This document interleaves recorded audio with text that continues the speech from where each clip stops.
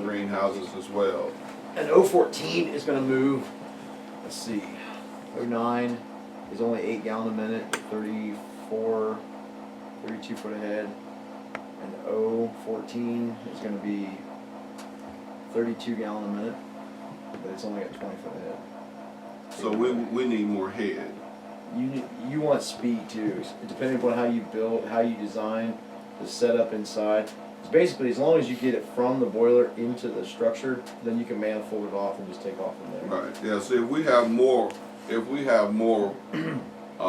pressure, then we can manage that with our valves and the size of pipe and all of that. But I want to make sure that what I want to make sure is we don't come up short, so that all the way on the other side, the fish house, we're not getting that water through those pipes.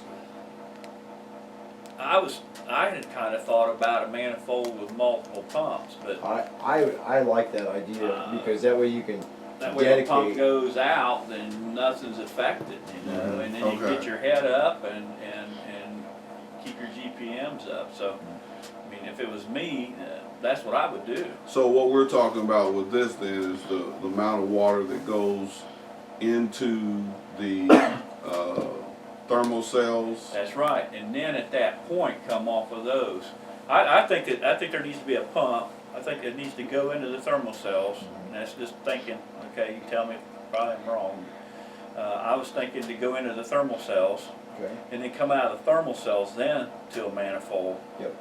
And then, you know, multiples, and then also putting a circulator pump on each one of the thermal cells just to keep it from stratifying. Keep it moving around. Well, now, Circulator pump. Lonnie, I rethought that. I think the thermal cells, we should actually just have a coil in the thermal cells so that it stays a closed system. Because the water in the thermal cells should not be going back into the boiler. If we keep everything a closed loop system. The thing that you got to think about then is the coil probably isn't going to give you enough volume to heat 2,000 gallons of water to keep it up. You don't think so? I don't think so. It'd have to be a big coil. It'd have to be a world of a big coil. I mean, if it was me, I'd just circulate the water. It's not going to hurt anything. As long as it's not going to bother the boiler. It's not going to hurt the stove as long as everything is treated adequately. pH, and what you're wanting that about a 6 or 7 or so? It's going to start out about a 7, and then when we add the inhibitor, it's going to push it to about an 8.5. About an 8.5. Now, the biggest thing is just like the outdoor stove, is just one big vat of water. You know, we're 764 gallons of water with no coils in it, but it just works real well that way. But what you're doing is the same concept that a church did up in Fort Gratiot, Michigan. Same thing. They used big propane tanks, and then dumped in from the stove into the propane tank as additional storage. But that same water was in the propane tank, went back out to the stove. Okay. So we just had to amp up the amount of chemical required, which is not a problem. Okay. Because it's not, once it's done, I mean, you know, you check it every once in a while, but I mean, you're not losing, you shouldn't be losing any water, so I mean, it should stay sealed. Yeah, we'll have a certain amount of water that we lose in evaporation. I mean, you know, with the heat and the cool, and we're gonna get some evaporation out of those tanks is what I'm talking about, not out of the. Okay, okay, so you're gonna have them open at the top then, or? We'll have to have. Trying to figure out where your evaporation, I guess, We'll have to have a stack.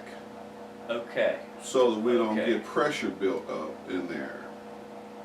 Now, we had this problem in the other boiler, the compost boiler, and we've got propane tanks out there and they blew up. But what we'll probably get with these, if we don't have a stack, they'll swell. They'll swell and then they'll contract, and we'll get because they're going to be an air pocket at the top. Yeah. If it was solid, they wouldn't. Right. But being that with the air compression in there, I don't know how much evaporation that's going to really be. Well, I mean, we can put a level line on it and just make sure but eventually it's gonna be a matter of making sure that we don't dilute the chemical and Correct. Right. mess up the pH. And we Trying to can, think if there'd be a recirculating loop that could be put on the boiler or on the thermocells that would actually condense inside and run the condensation back down into it again instead of losing it. you can, or you can, depending upon what kind of stack you build on top of your thermal cell, you can use the same concept that the stove incorporates, which is nothing more, like I say, you basically have the tank, and then on top of the tank, there's a 2-inch pipe that goes straight Yeah, up through the now, roof what line. I was gonna do is put a bulkhead fitting on it and just put a 2-inch pipe coming out of PVC. And we could use a vent cap, like it's on top of your boiler. There you go. It's a reclaimer. All it is just that cap on the top with a piece of copper going through it, and as the water heats up, it condenses and collects on the underside, Oh, really? and the droplets will then collect and become bigger, and as it hits that copper tube, it drifts back down And inside. you lose your pressure, but you don't lose your. You don't lose water. your water. Okay. Yeah, I forgot about that. That's we could do Okay, that. I didn't know about that. Very informative so far. Yeah, very important. Do the chemicals evaporate, or is it just the water that will evaporate? A combination of both, because everything is circulated throughout. And so if that vent cap would blow off, remember when we were setting the stove and we were Mhm. kind of looking at, okay, we don't want to bend that or break that cap. If that cap would launch off during a high windstorm, then as the water evaporates, we're also losing chemical. And the thing is, as we lose both, then you reinduce new water, then essentially we're diluting what was there in the beginning. Right. So that's a great opportunity to test it again.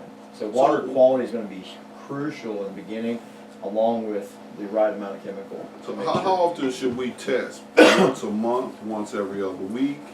Depending upon how your thermal cells behave, Mm-hmm. you know, if they're not evaporating a lot of water, and we look at the sight tube on the front of the stove when it maintains in that full to safe mark, I mean, Lonnie can attest to this with his experience in the stove. If it's there and we're not losing anything, then we always test it twice a year. Typically, Okay. the beginning of the heating season and at the end. But it's not a bad thing due to the volume in the system, because of all of the exposed steel, is to test it. I mean, once a month is not going to hurt anything because it's a 5-minute test. Okay. So. Do they make any such thing that could be put on a thermal cell like this, like a dry well kind of, or not a dry well, but something that could actually go on to the thermal cell that can actually check pH? I mean, just walk